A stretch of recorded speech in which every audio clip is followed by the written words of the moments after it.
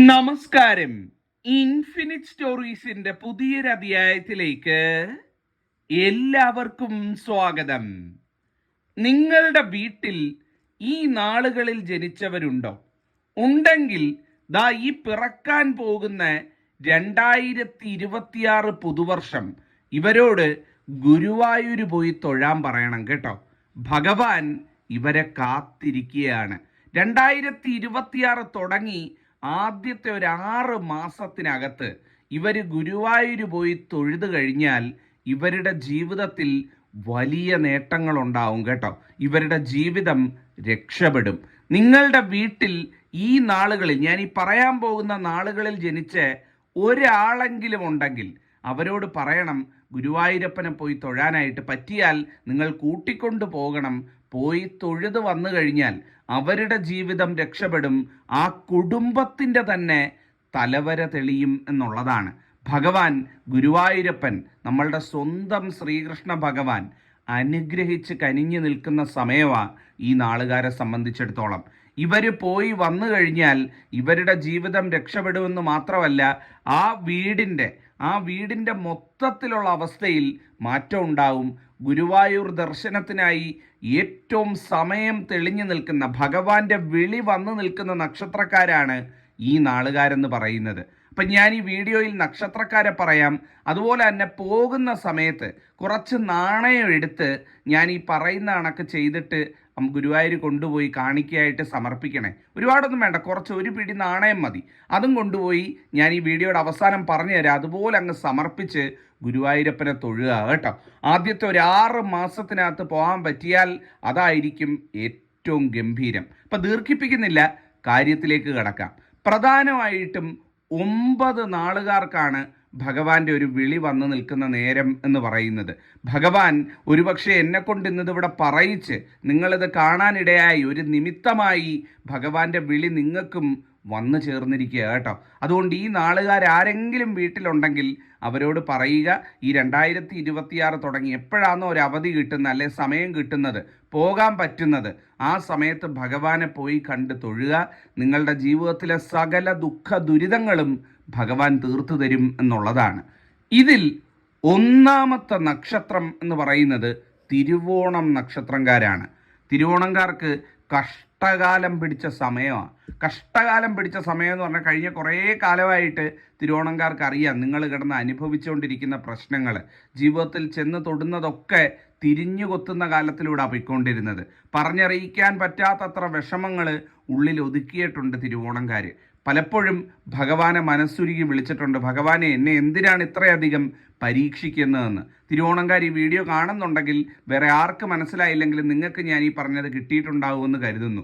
തിരുവോണംകാർ അത്രയധികം വിഷമങ്ങളും ദുഃഖങ്ങളും ജീവിതത്തിൽ തടസ്സങ്ങളും ജീവിതം എങ്ങും എത്താത്ത ഒരവസ്ഥയും ഒക്കെ അനുഭവിക്കുന്നുണ്ട് എന്നുള്ളതാണ്.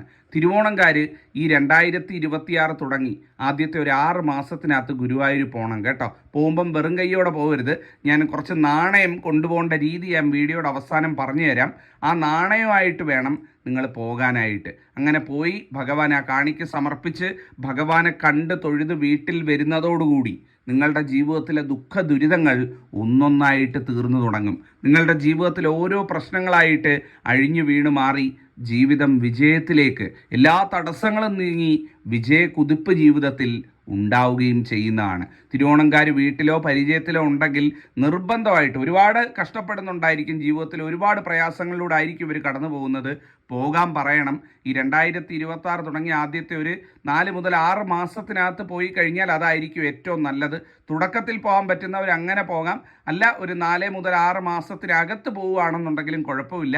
പക്ഷേ പോകാതിരിക്കരുത്. 6 മാസം സമയത്തിനിടയ്ക്ക് ഒരു ദിവസം നിങ്ങൾക്ക് കണ്ടെത്തി പോകാൻ സാധിച്ചില്ല എന്നുണ്ടെങ്കിൽ അത് നിങ്ങളുടെ നഷ്ടം മാത്രമാണ് എന്നുള്ളതാണ്. അപ്പം തിരുവോണമാണ് ഒന്നാമത്തെ നക്ഷത്രം എന്ന് പറയുന്നത്. രണ്ടാമത്തെ നക്ഷത്രം എന്ന് പറയുന്നത് അശ്വതി നക്ഷത്രമാണ്. അശ്വതിക്കാരുടെ ജീവിതത്തിൽ ഇവരാഗ്രഹിക്കുന്ന പല കാര്യങ്ങളും നടക്കേണ്ട ഒരു വർഷമായി 2026 എന്ന് പറയുന്നത്. അത് നടന്നു കിട്ടാൻ യാതൊരു തടസ്സങ്ങളും ഇല്ലാതെ അവസാന മിനിറ്റിൽ ചില പ്രശ്നങ്ങൾ വന്ന് അത് നഷ്ടപ്പെട്ടു പോകാതിരിക്കാൻ, ജീവിതത്തിൽ ഏറ്റവും വിലപ്പെട്ടത് ഏറ്റവും മൂല്യമേറിയത് എന്ന് കരുതുന്ന പല നേട്ടങ്ങളും ഇവർക്ക് കൈവരിക്കാൻ ഈ ഗുരുവായൂർ സന്ദർശനം ഈ സമയത്ത് ഉപകരിക്കും എന്നുള്ളതാണ്. ഗുരുവായൂരപ്പനെ പോയി കണ്ട് പ്രാർത്ഥിച്ചിട്ട് വന്നാൽ ഏത് കാര്യമാണോ നിങ്ങൾ പറയുന്നത് അത് നടന്നു കിട്ടുമെന്നാണ് പറയുന്നത്. അത് കൃത്യമായിട്ടുള്ള സമയമാണ് ഇപ്പം കാണാൻ പറ്റുന്ന. ഭഗവാൻ നിങ്ങളെ കാത്തിരിക്കുന്ന സമയമാണ്. അശ്വതിക്കാർ വീട്ടിലുണ്ടെങ്കിൽ കൂട്ടിയിട്ട് ഗുരുവായൂർ പോകണം കേട്ടോ. ഭഗവാനെ പോയി കണ്ട് തൊഴുത് പ്രാർത്ഥിക്കണം. നിങ്ങൾ പ്രാർത്ഥിച്ചിട്ട് വരുന്ന ഏത് സങ്കടവും തീർന്നു കിട്ടും, ഏത് ആഗ്രഹവും നിങ്ങൾക്ക് നടന്നു കിട്ടും എന്നുള്ളതാണ്. പോകുമ്പം വെറും കൈയോടെ പോകരുത്. ഞാൻ വീഡിയോയുടെ അവസാനം ഒരു കാര്യം പറയാം. കുറച്ച് നാണയം എടുത്ത് ഞാൻ ആ പറയുന്ന രീതിയിൽ കൊണ്ടുപോയി കാണിക്കയായിട്ട് സമർപ്പിക്കുക. അത് നിങ്ങൾക്ക് എല്ലാ രീതിയിലും ഉയർച്ചയും വിജയവും കൊണ്ടുവരുന്നതാണ്. ഇതാണ് രണ്ടാമത്തെ നക്ഷത്രം. മൂന്നാമത്തെ നക്ഷത്രം എന്ന് പറയുന്നത് രേവതി നക്ഷത്രമാണ്.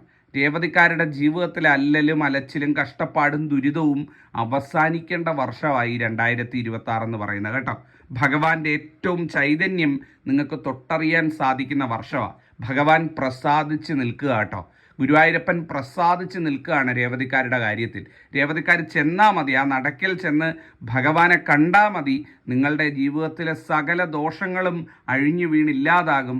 നിങ്ങളുടെ ജീവിതത്തിലേക്ക് ഐശ്വര്യവും സമ്പൽ സമൃദ്ധിയും ഉയർച്ചയും രാജയോഗമടക്കം നേടാനുള്ള അവസ്ഥയും നേടിക്കിട്ടുന്ന സമയമാണ്. ഈ 2026 തുടങ്ങിയ ആദ്യത്തെ ഒരു 6 മാസത്തിനകത്ത് രേവതിക്കാർ ഗുരുവായൂർ പോകണം കേട്ടോ. 6 മാസത്തിൽ നിങ്ങൾക്ക് ഒരു 1-2 ദിവസം ഗുരുവായൂർ സന്ദർശനത്തിന് വേണ്ടി മാറ്റിവെക്കാൻ ബുദ്ധിമുട്ടില്ലല്ലോ. നിങ്ങൾക്ക് പറ്റുമ്പം മതിയെന്ന്, ഇന്ന സമയമൊന്നും വേണ്ട.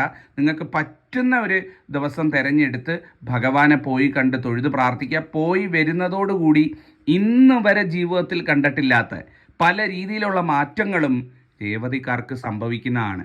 പോകുന്ന സമയത്ത് വെറും കൈയോടുകൂടി പോകരുത്. ഞാൻ ചില കാര്യങ്ങൾ വീഡിയോയുടെ അവസാനം പറഞ്ഞു തരാം. അത് കയ്യിൽ വെച്ചുകൊണ്ട് ഭഗവാനെ തൊഴാൻ പോവുക എന്നുള്ളതാണ്.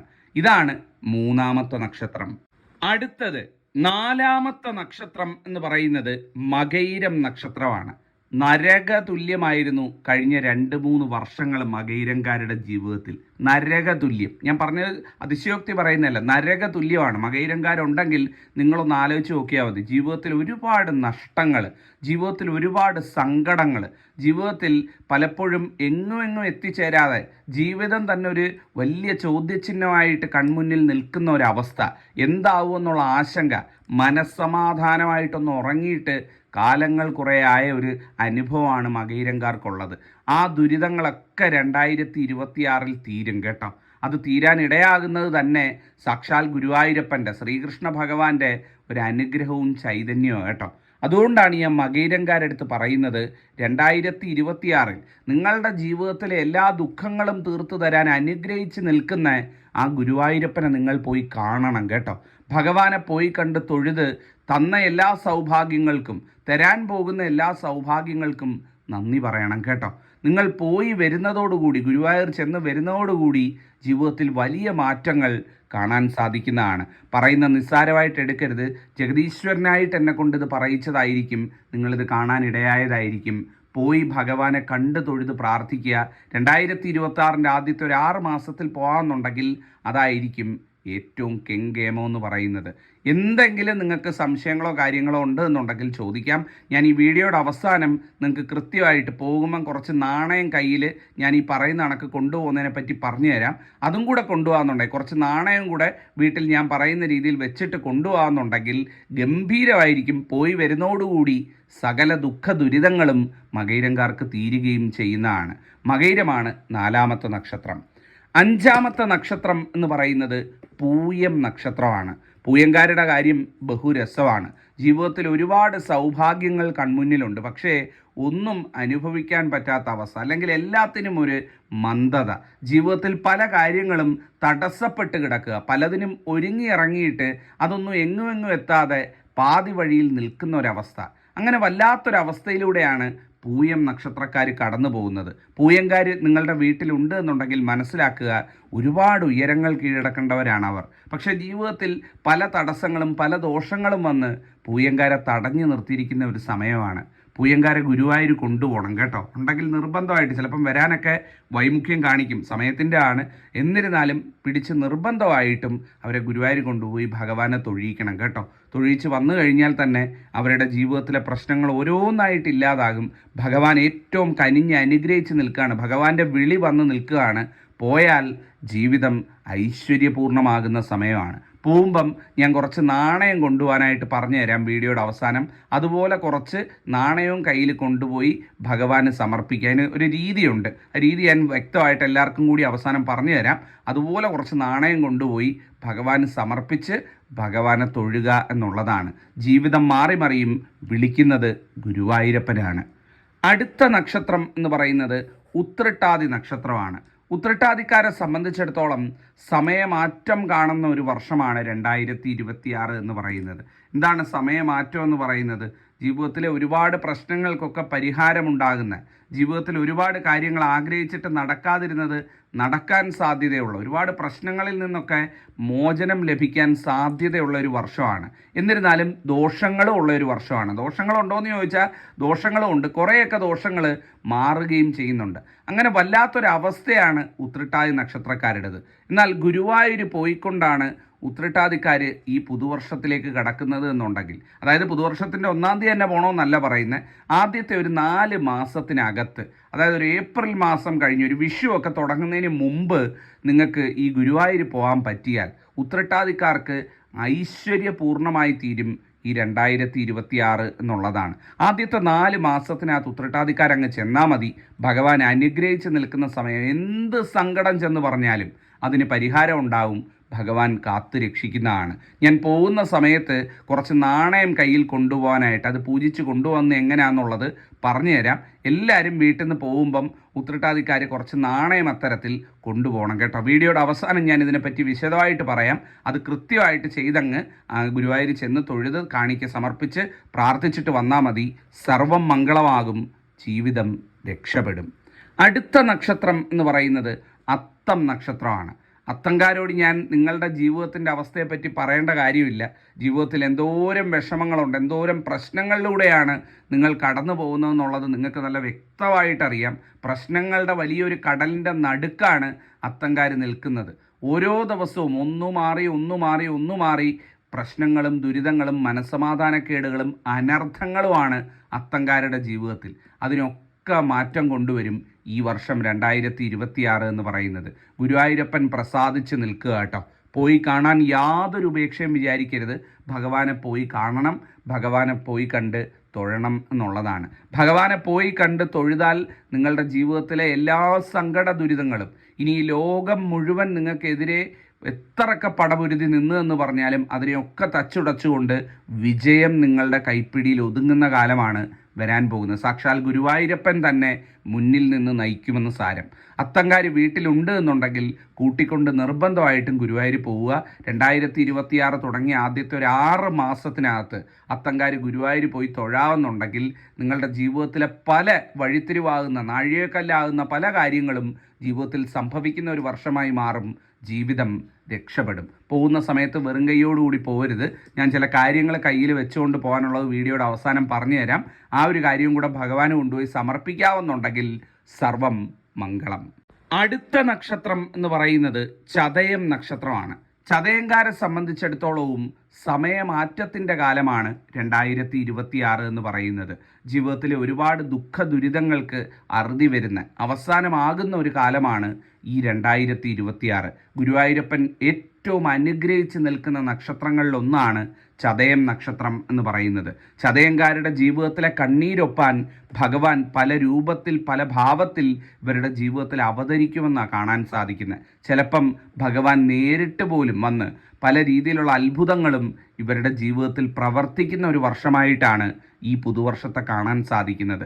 ചതയംകാരോട് പറയുന്നത് പറ്റിയാൽ ഗുരുവായൂരൊന്ന് പോകണം കേട്ടോ. ഈ വർഷത്തിൻ്റെ തുടക്കത്തിൽ തന്നെ, തുടക്കത്തിലെന്ന് ഉദ്ദേശിച്ചത് ആദ്യത്തെ ഒരു 4 മാസത്തിനകത്ത് വിഷുവിന് മുമ്പ് പോകാൻ പറ്റുമെങ്കിൽ ചതയംകാർക്ക് ഈ ജീവിതം തന്നെ ഏറ്റവും ഐശ്വര്യപൂർണ്ണമാക്കി തീർക്കാൻ സാധിക്കുന്നതാണ് കേട്ടോ. പറ്റുന്ന 1-2 ദിവസം അതിനുവേണ്ടി മുടക്കി ആദ്യത്തെ ഒരു 4 മാസത്തിനകത്ത് ഗുരുവായൂർ ചെന്ന് ഭഗവാനെ കാണാവുന്നുണ്ടെങ്കിൽ സർവം മംഗളമായി കിട്ടും. നിങ്ങളുടെ ജീവിതത്തിലെ വഴിത്തിരിവാകാൻ പോകുന്ന വർഷമായി 2026 മാറുന്നതാണ്. പോകുമ്പം വെറും കൈയോടെ പോകരുത്.